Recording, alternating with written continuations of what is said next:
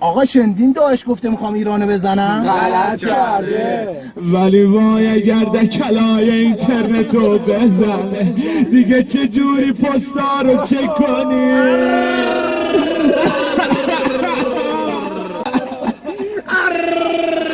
چه جوری ببینی استاد باقری و این عمو کچله چه فیلمی بازی کرد؟ داعش نزن اینترنت نیاز داری. هیچکی تو دور نیست، پایپ سرمازراتی هر خورده. آی دمش گرم هرچی داف بود و جمش کرد. پلیس فتا خوب کرد گرفتش و نصیحتش کرد. تو به جای منم داری داف میزنی.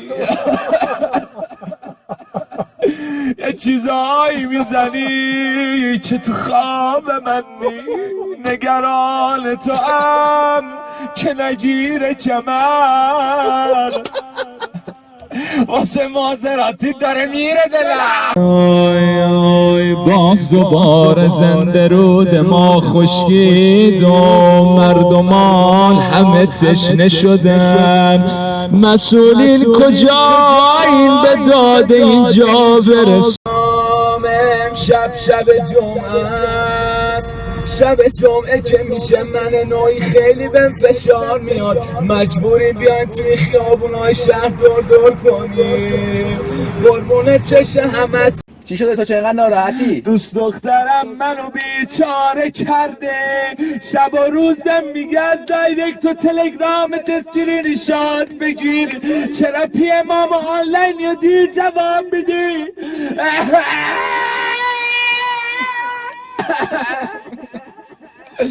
یه دونه دختر حینق میزنه دختر، بلای جون دختر خونمو تو شیشه کرده دختر. چرا زنگ میزنه هیچی نگو. الو سلام سرورم، نه صدای کنه تو دستشوییم به مود قسم. بله باشه خدا. آی دوست دختر دم پای قرازه آهن پاره فروشنده ایم، بیا مفتی بردار ببر.